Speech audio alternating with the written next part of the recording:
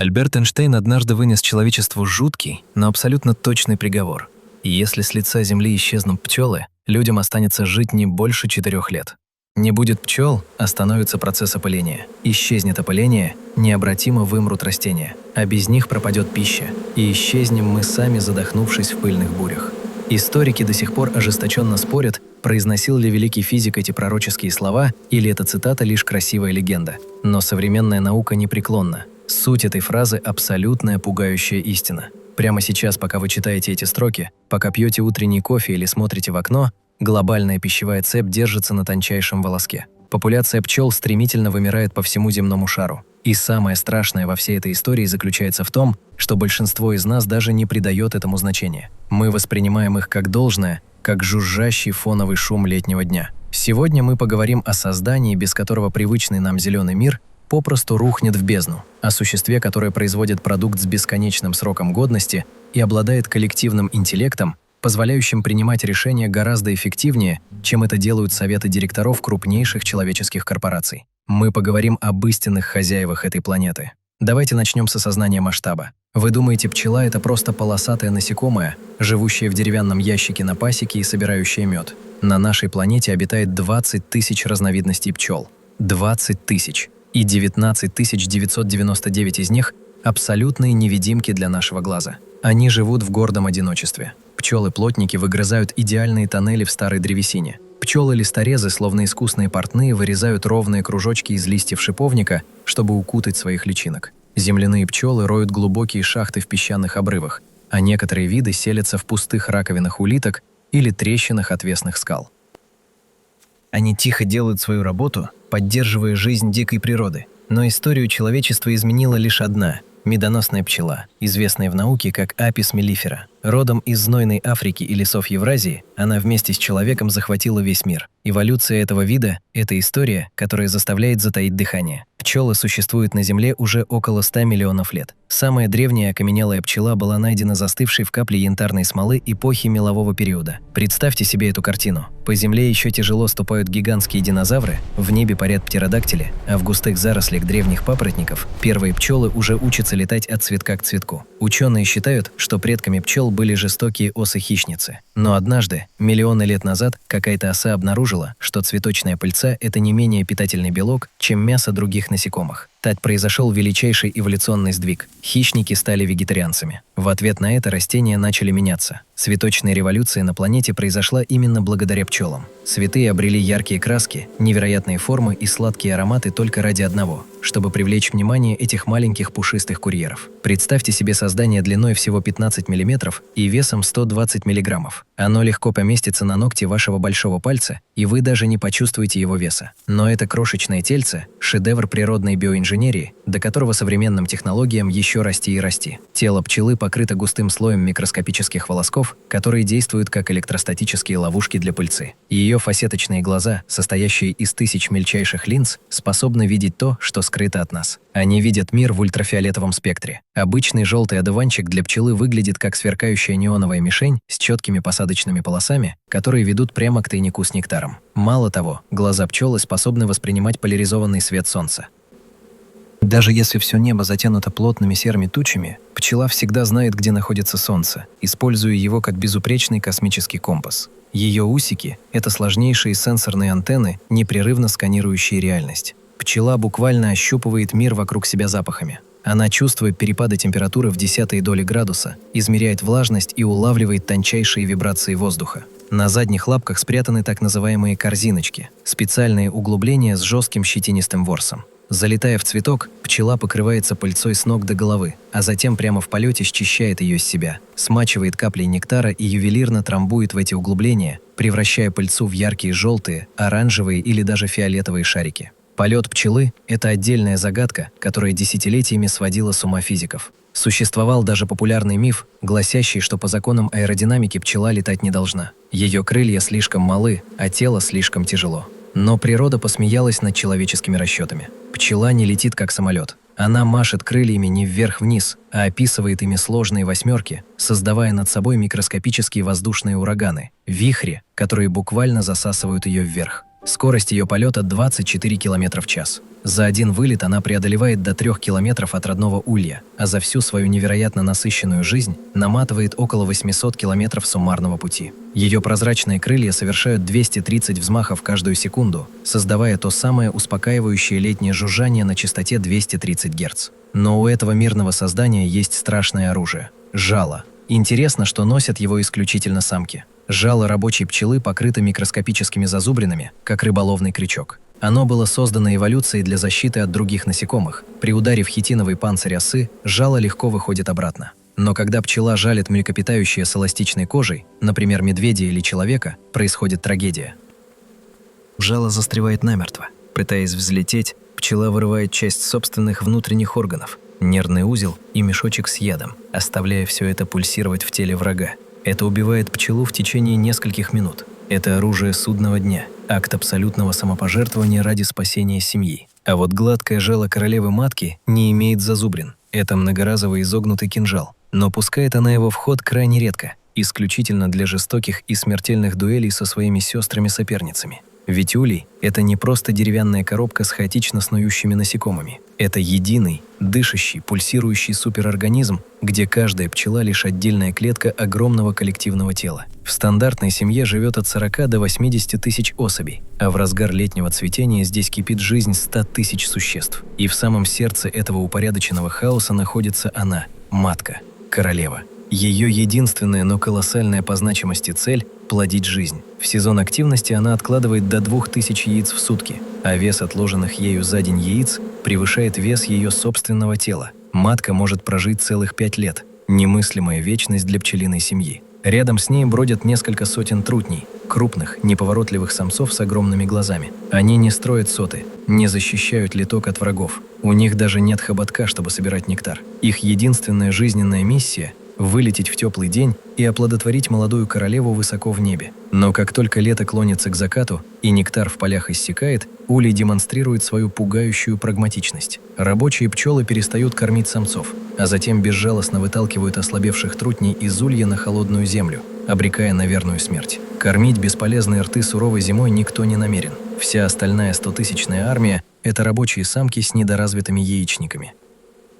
У них нет надсмотрщиков, нет начальников и менеджеров, выдающих приказы. Но есть строжайшая, заложенная в генах карьерная лестница.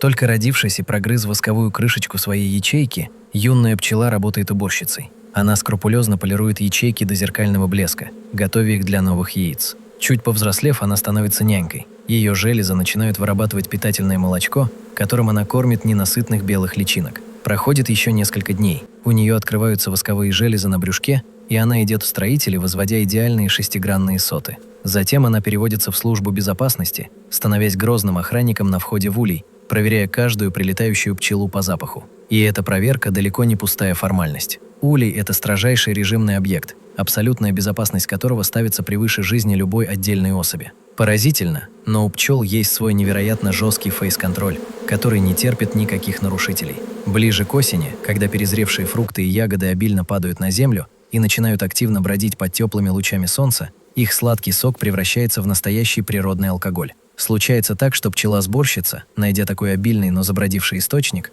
жадно высасывает его и буквально пьянеет. Алкоголь действует на ее микроскопическую нервную систему абсолютно так же, как на человеческую. Пчела теряет пространственную координацию, летит неровными зигзагами, неуклюже врезается в ветки и с огромным трудом приземляется у входа в родной дом. Но бдительные стражи улья мгновенно улавливают исходящий от нее запах спирта. Пьяную пчелу категорически не пускают внутрь. Зачем такая нетерпимость и жестокость? Ответ кроется в выживании. Если позволить ей беспрепятственно войти и слить забродивший нектар в общие чистые соты, процесс брожения может мгновенно перекинуться дальше.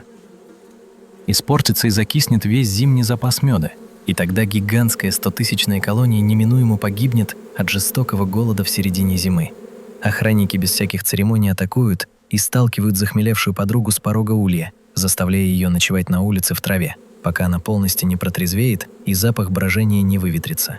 Но законы роя суровы и не знают милосердия. И если эта же пчела нарушает железные правила во второй раз и снова пытается проникнуть домой пьяной, охрана переходит к высшей мере наказания. Ее безжалостно убивают, отгрызая ей лапки, чтобы она больше никогда не смогла взлететь и навредить будущему семьи. И лишь в последние 2 недели своей короткой 6-недельной жизни пчела становится элитой, летной пчелой-фуражиром, бесстрашно отправляющейся в огромный мир за нектаром, пыльцой и водой. Но как они координируют работу в абсолютной темноте улья? Королева не управляет колонией в человеческом понимании. Она не раздает команды, а лишь выделяет особые химические сигналы – феромоны, которые успокаивают семью и сообщают, что все в порядке. А для поиска еды у них есть нечто, что навсегда перевернуло наше понимание животного интеллекта. В 1946 году австрийский биолог Карл фон Фриш совершил открытие, в которое научный мир долго отказывался верить. Он доказал, что пчелы общаются с помощью танца. Представьте, разведчица находит богатую поляну цветущей липы в 2 километрах от дома. Она возвращается в улей, вползает на вертикальные соты в кромешной тьме и начинает выписывать сложные восьмерки, виляя брюшком. Вокруг нее собирается толпа. Угол наклона этого танца к вертикали указывает точное направление к цветущей поляне относительно текущего положения солнца. И это при том, что солнце постоянно движется по небу, а танцует пчела в темноте. Темп танца и количество колебаний указывают точное расстояние до цели, а запах пыльцы на ее теле говорит о том, что именно нужно искать. За расшифровку этого удивительного символического языка Карл фон Фриш в 1973 году получил Нобелевскую премию. Пчелы оказались одними из немногих существ на Земле, способных передавать сложные, абстрактные данные о координатах. А теперь давайте поговорим о том, ради чего многие люди вообще держат ульи. О меде. Это не просто какой-то сладкий сироп. Это результат невероятной алхимии, биохимического волшебства, требующего титанических усилий тысяч особей. Процесс начинается, когда пчела высасывает жидкий нектар своим длинным хоботком. Она прячет его не в желудок, а в специальный медовый зобик, изолированный резервуар, который вмещает всего 40 мг жидкости. Чтобы наполнить этот крошечный бак до краев, пчеле необходимо посетить от 100 до 1500 цветков. Уже во время обратного полета внутри пчелы начинается трансформация. Специальные ферменты, в первую очередь мощная инвертаза, начинают расщеплять сложные сахара нектара на простые – глюкозу и фруктозу. По возвращении домой пчела-сборщица отрыгивает этот полуфабрикат ульевой подруге, та – следующий. Капля переходит из зобика в зобик. Этот своеобразный химический конвейер может повторяться десятки раз. В результате содержание воды в жидкости падает с изначальных 80% до 20%. Затем густеющий нектар бережно заливают в открытые ячейки сот. И тут начинается магия кондиционирования. Сотни пчел выстраиваются в ряды, намертво цепляются лапками за соты и начинают с бешеной скоростью махать крыльями. Они создают мощный направленный ток сухого воздуха, вентилируя улей. Вода испаряется. Только когда влажность сиропа падает до идеальных 18%, мед считается созревшим, и пчелы герметично запечатывают ячейку белоснежной восковой крышечкой. Вдумайтесь в эти пугающие цифры. Чтобы произвести всего 1 чайную ложку меда, пчеле нужно суммарно налетать 120 тысяч километров. Эта дистанция равная 3 виткам по экватору вокруг нашей планеты. И посетить при этом около 2 миллионов цветков. За все свои 6 недель скоротечной жизни одна рабочая пчела производит ровно половину 1 чайной ложки. Когда вы утром съедаете ложку меда, намазав ее на теплый хлеб, вы буквально поглощаете результат труда всей жизни 12 живых существ. Литровая банка на вашем столе – это 80 тысяч километров бесконечного полета целого роя. Зато этот продукт поистине бессмертен. При раскопках усыпальниц египетских фараонов археологи находили запечатанные кувшины с медом, чей возраст превышал 3000 лет, и он был абсолютно пригоден в пищу. Ученые объяснили это феноменальное свойство комбинации факторов. Экстремально низкое содержание влаги не дает микроорганизмам размножаться, они просто высыхают в этой среде. Высокая кислотность с показателем pH около 3,5 убивает большинство бактерий, а фермент глюкоза-оксидаза, добавленный пчелой, постоянно выделяет микродозы перекиси водорода. Мед – это абсолютный природный антисептик с неограниченным сроком годности. Во время Первой мировой войны, когда в полевых госпиталях катастрофически не хватало медикаментов, врачи густо намазывали мед на бинты и прикладывали к ранам солдат, останавливая гангрену и заражение крови. Современная клиническая медицина доказала, что некоторые виды меда, например, редкий новозеландский мед манука, эффективно уничтожают даже те бактериальные инфекции, которые мутировали и стали невосприимчивы к сильнейшим лабораторным антибиотикам. Бывает и опасный мед. В горах Непала гигантские пчелы собирают нектар с ядовитых рододендронов, создавая так называемый безумный мед, обладающий мощным галлюциногенным эффектом. Но мед – это далеко не все, что пчелы дают миру. Для производства 1 килограмма воска пчелам необходимо съесть около 8 килограммов меда. Воск выделяется из специальных желез на брюшке в виде крошечных прозрачных чешуек. Люди тысячелетиями делали из него церковные свечи, которые горели ровно и не коптили, создавали косметику, водоотталкивающие пропитки для парусов и лекарственные мази. А прополис – это темная, невероятно пахучая смола, которую пчелы соскребают челюстями с почек берез, тополей и хвойных деревьев, а затем смешивают с собственными секретами. В улье он используется как идеальный цемент и антисептик. Пчелы замазывают им любые щели, защищаясь от сквозняков, и полируют стенки жилища, убивая грибки. В прополисе содержится более 300 биологически активных соединений. Если в улей случайно заберется мышь, чтобы полакомиться медом, пчелы насмерть закусают ее. Но выбросить огромную тушу из улья они не в силах. Чтобы разлагающийся труп не отравил колонию трупным ядом, они плотно покрывают мертвую мышь толстым слоем прополиса, создавая идеальную природную мумификацию. Мышь может лежать внутри годами, не разлагаясь. А маточное молочко – это вообще чистая магия из области эпигенетики.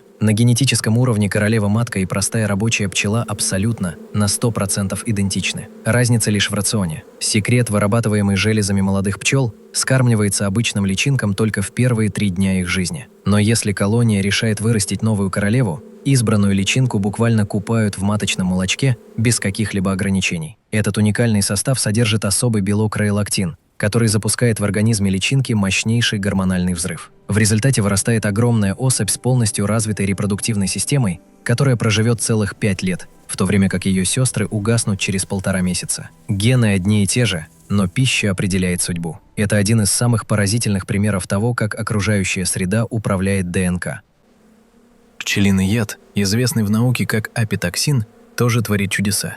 При укусе в кровь человека поступает ничтожная доза – около 0,1 мг яда. Для большинства из нас это лишь резкая боль и жгучее воспаление. Но главный компонент яда – мелитин – обладает невероятным потенциалом. Сейчас лаборатории по всему миру активно изучают его способность разрушать защитные оболочки вирусов и атаковать клетки некоторых видов раковых опухолей. Апитерапия – лечение укусами пчел – практиковалась лекарями со времен глубокой древности.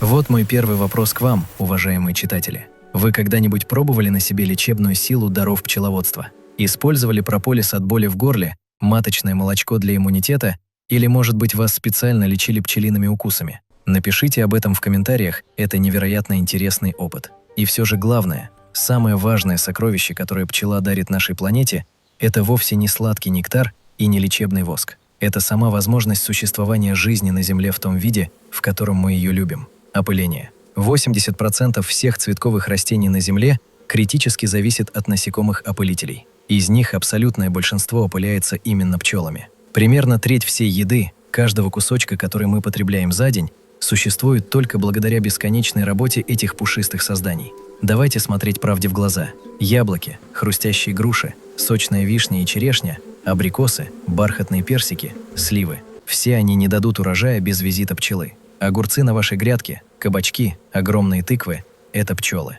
Урожай миндаля в мире на 90% зависит от их труда. Клубника, сладкая малина, лесная черника, ежевика – пчелы. Ваш утренний кофе – пчелы. Какао-бобы, из которых делают шоколад – пчелы. Золотой подсолнечник – пчелы. Зерновые культуры, такие как пшеница, кукуруза и рис, опыляются порывами ветра, так что от пчел они не зависят. Те самые 4 года, о которых якобы говорил Эйнштейн, человечество теоретически могло бы протянуть. Но это была бы серая жизнь, состоящая исключительно из пресных каш, сухого хлеба и риса. Никакого шоколада, никакого кофе по утрам, ни одного яблока или горсти орехов. Вы готовы к такому миру? И это лишь верхушка айсберга. Без опылителей мгновенно вымрут дикорастущие цветы, а они – фундамент всех лесных и луговых экосистем. Вслед за ними от голода вымрут птицы и мелкие насекомые травоядные. За ними – хищники. Пищевая цепочка начнет рушиться снизу вверх, как карточный домик на ветру. Всего один улей за лето способен полноценно опылить площадь от 5 до 10 квадратных километров. Экономическая ценность этой незаметной работы для мирового сельского хозяйства оценивается ошеломляющей цифрой – около 250 миллиардов долларов ежегодно. Это бесплатная услуга, которую природа щедро оказывает нам, пока пчелы живы. В одних только Соединенных Штатах Америки опыление пчелами оценивается от 15 до 20 миллиардов долларов в год.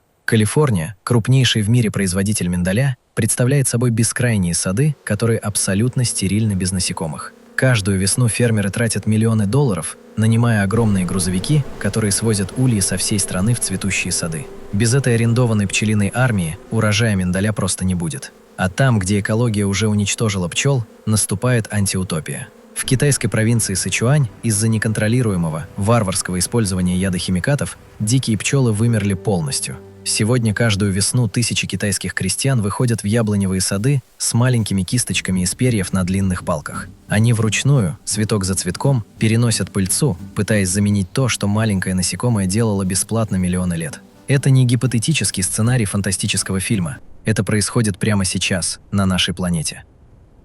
И это вплотную подводит нас к самой мрачной и пугающей части нашей истории. Почему пчелы исчезают?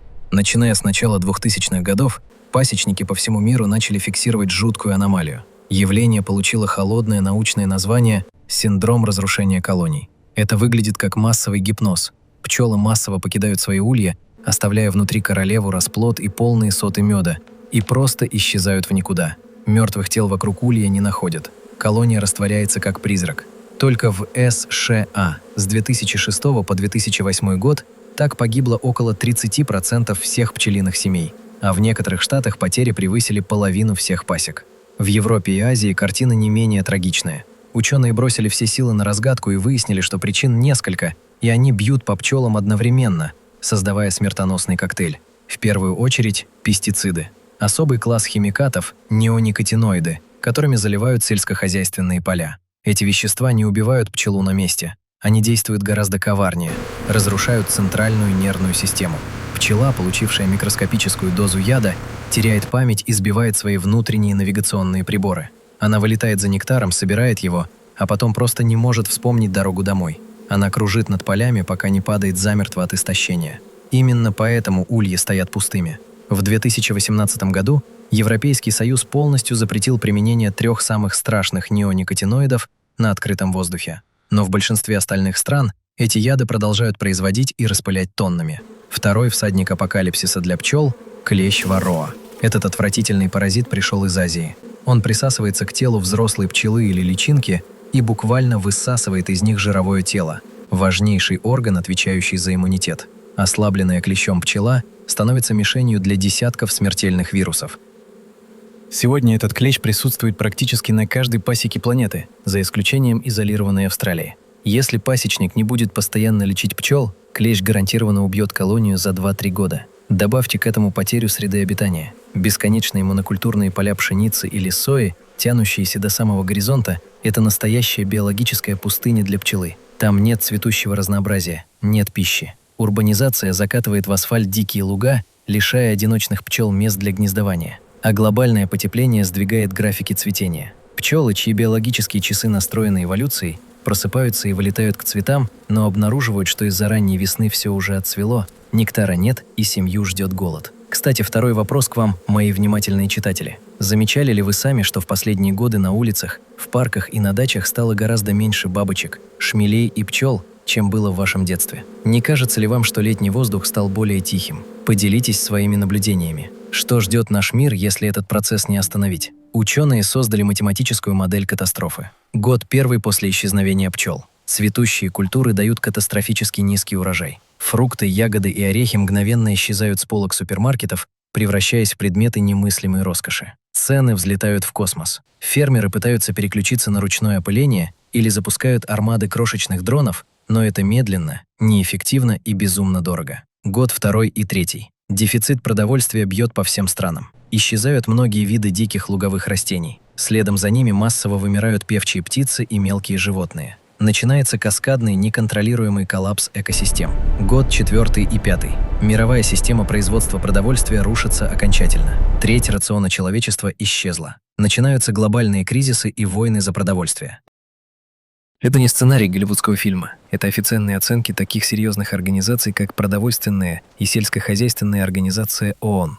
Конечно, человечество, скорее всего, выживет, адаптируется, научится питаться синтетической пищей или генетически модифицированными ветроопыляемыми культурами. Но заменить 2 миллиарда лет эволюции, создавшей идеальную гармоничную систему жизни за несколько лет, просто невозможно. Ведь пчела скрывает в себе столько удивительных тайн, что наука до сих пор делает все новые и новые открытия. Вы знали, что пчелы обладают потрясающими математическими способностями? Эксперименты, проведенные биологами, строго доказали, что пчелы умеют считать до 4.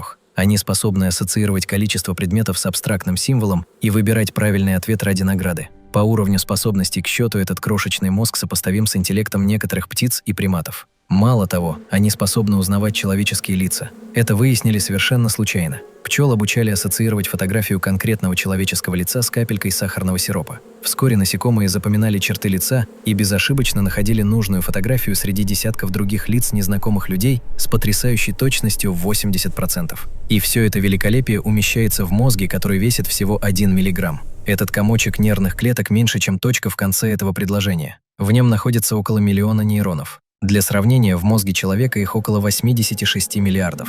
Но плотность информации, которую обрабатывает этот миллиграмм, повергает суперкомпьютеры в уныние. Пчелы интуитивно решают сложнейшую математическую проблему, известную как задача камевояжера – поиск кратчайшего маршрута между множеством случайных точек. Компьютеры решают ее грубым перебором тысяч вариантов, тратя энергию, а пчела, облетая поле цветов, прокладывает оптимальный маршрут слету, экономя силы.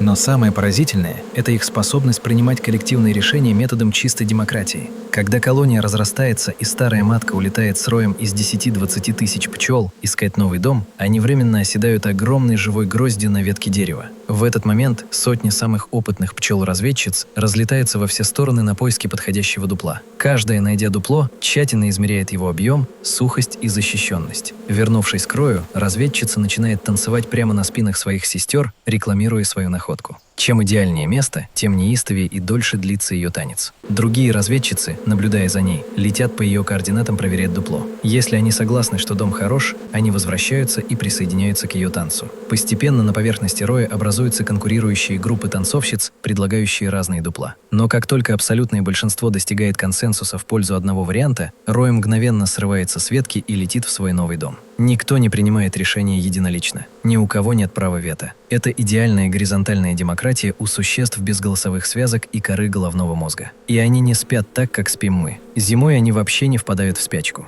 Когда ударяют морозы, пчелы сбиваются в плотный живой клубок внутри улья. В самом центре находится самое ценное – матка. Вокруг нее тысячи рабочих пчел расцепляют крылья и начинают вибрировать сильными грудными мышцами, оставаясь на месте. Они превращаются в живые микрообогреватели. Температура в самом сердце этого клуба поддерживается на уровне плюс 35 градусов, даже если снаружи бушует вьюга и мороз минус 30. Те пчелы, что находятся на внешнем холодном краю клуба, постепенно пробираются в теплую сердцевину, чтобы согреться, а разогретые товарищи выходят на морозный край, укрывая их собой. Они греют друг друга всю зиму.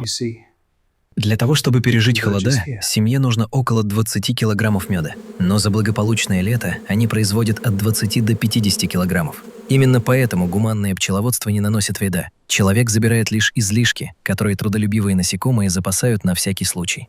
Третий вопрос к аудитории. Есть ли среди вас профессионалы-пчеловоды или люди, у которых в семье дедушки или родители держали ульи? Расскажите в комментариях, как выглядит этот захватывающий мир изнутри. Каково это – работать с десятками тысяч жал? Пчелиный мир – это бесконечный источник вдохновения. Даже анатомия их жилища – это архитектурный абсолют. Почему соты имеют форму шестиугольника? Математики долго бились над этой загадкой. Оказалось, что именно правильный шестиугольник позволяет заполнить пространство с максимальным объемом и при этом использовать минимальное количество строительного материала – воска. Эту сложнейшую математическую гипотезу люди смогли строго доказать лишь в 1999 году. А маленькие пчелы знали это миллионы лет назад. Стенки их ячеек имеют толщину всего 0,7 мм. Это тоньше листа бумаги. При этом 1 квадратный метр заполненных медом сот выдерживает невероятную нагрузку в 25 килограммов. По соотношению веса конструкции к выдерживаемой нагрузке это один из лучших материалов в природе. А чтобы свежий, еще жидкий нектар не вытекал из ячеек до того, как его загустят, каждая ячейка построена не строго горизонтально, а с изящным уклоном вверх ровно на 13 градусов.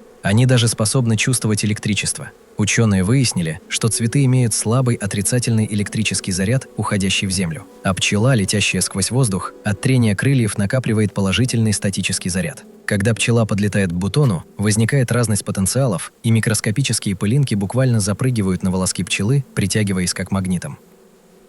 Мало того, после визита пчелы электрический заряд цветка меняется, и он остается таким около 20 минут. Это служит неоновым знаком для следующих пчел. Нектара здесь временно нет. Не тратьте энергию на посадку. Летите дальше. Запах у пчел – это главное оружие общения. Если вы случайно разозлите пчелу и она вас ужалит, в воздух выделится феромон тревоги. И самое удивительное, что для человеческого носа этот боевой призыв пахнет сладкими бананами. Запах банана мгновенно приводит в ярость остальных защитников улья, указывая им мишень. Именно поэтому есть бананы или пользоваться косметикой с банановым ароматом перед походом на пасеку – очень плохая идея. А знали ли вы, как рождается новая королева, если старая улетела с роем или погибла? Смена власти – это настоящая шекспировская трагедия в миниатюре. Когда приходит время, рабочие пчелы закладывают на краях сот огромные, похожие на желуди вертикальные капсулы – маточники. Та молодая королева, которая прогрызет свой кокон и вылупится первой, тут же устремляется к остальным маточникам.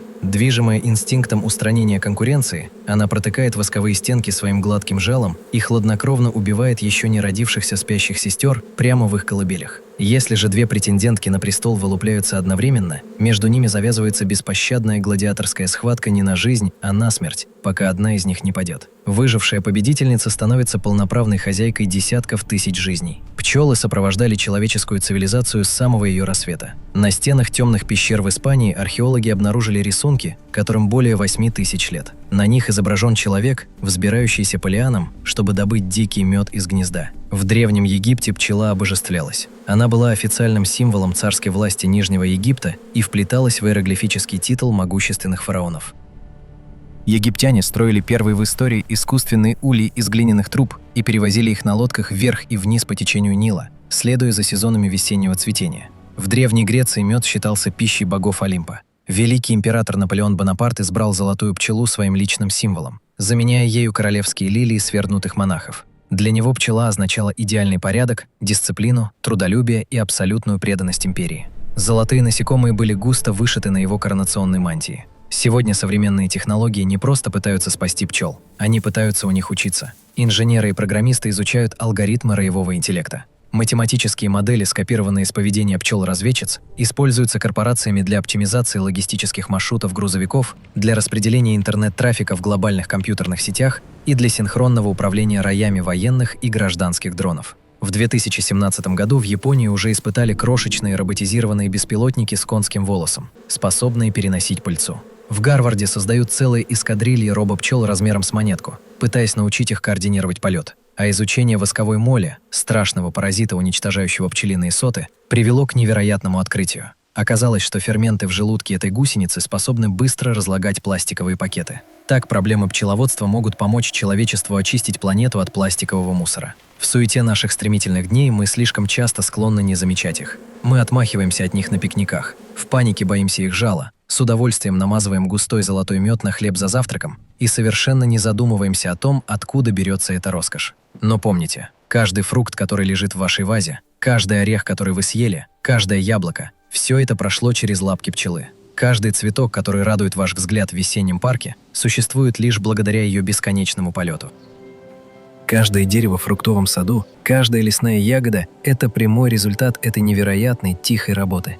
100 миллионов лет они делали свое дело, пока рождались, сотрясали землю и мучительно вымирали исполинские динозавры, пчелы летали от цветка к цветку, помогая лесам цвести. Пока возникали, воевали и рассыпались в прах величайшие человеческие цивилизации, пчелы строили свои идеальные, гармоничные восковые королевства. Пока мы тысячелетиями спорили о политике, религии, изобретали колесо, порох и смартфоны, пчелы тихо делали то, без чего жизнь на Земле в нынешнем ее зеленом изобилии была бы просто невозможна. Маленькое, хрупкое существо весом 120 мг, с микроскопическим мозгом весом в 1 мг, на прозрачных крыльях которого буквально держится треть мирового продовольствия. Если этот масштабный рассказ тронул вас, если вы почувствовали уважение к этим маленьким титанам, сделайте малость. Посадите этой весной любые медоносные цветы. Не скашивайте яркие желтые одуванчики на газоне раньше времени, ведь это первый, самый жизненно важный весенний корм для изголодавшихся после долгой зимы пчел. Откажитесь от использования химических пестицидов на своей даче. А если вы вдруг найдете под крышей своего дома или на дереве гудящий рой, заклинаю вас, не заливайте их ядом, не убивайте. Вызовите местного пасечника. Он с радостью и совершенно бесплатно аккуратно заберет их живыми, дав им новый дом. Это не пустая сентиментальность, не романтика защитников природы. Это чистая, холодная прагматика. Они нужны нам, буквально, для нашего собственного выживания. Подписывайтесь на канал, ставьте лайк, если это глубокое погружение в мир насекомых открыло для вас новые горизонты. И обязательно напишите в комментариях, когда вы в последний раз останавливались в повседневной суете, чтобы просто понаблюдать за тем, как живая пчела собирает нектар.